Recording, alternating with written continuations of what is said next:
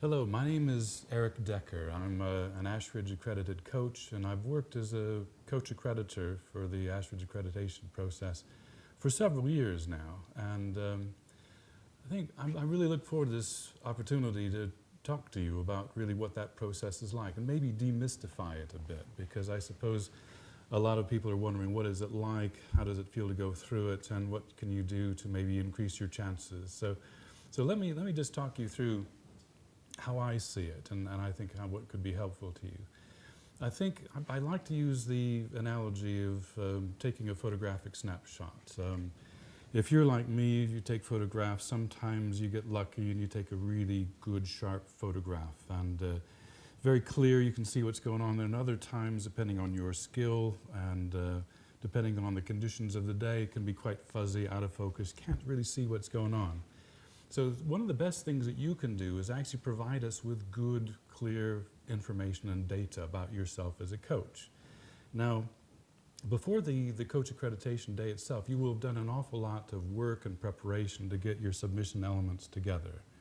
You will have thought about yourself, given a self-assessment, giving us a picture of you as a coach, the context within which you coach, and how you see your current coaching capabilities. You also would have done a case study and a tape-recorded piece of your work. Now, one of the things you have to really think about is us looking at that information. So the more clarity you can give us in terms of what we're looking for, the better, because then the snapshot is nice and clear, it's sharp, and we can see that you've got what we're looking for. In terms of what we're looking for, I have to say we've got a very useful little booklet here that you can get from AMEC staff or Jensina, Malbec, Blythe, and it really details everything about the process that you're going to need, and also is very clear about the criteria by which we're going to be assessing your case study and your taped practice as well as the live practice on the day.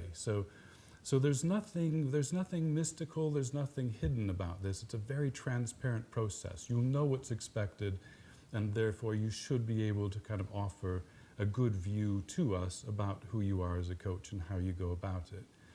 Now, the day itself is obviously a day where people, the anxiety, the nerves are kind of up a bit.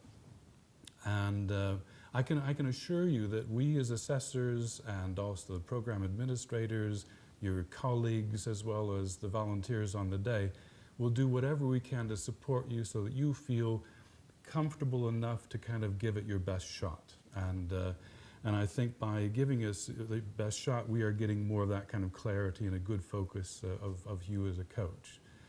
On the day, we will explain what we do, how we're going to go about it. The process is very clear. It's a confidential setting, so anything that happens within that day is confidential between us.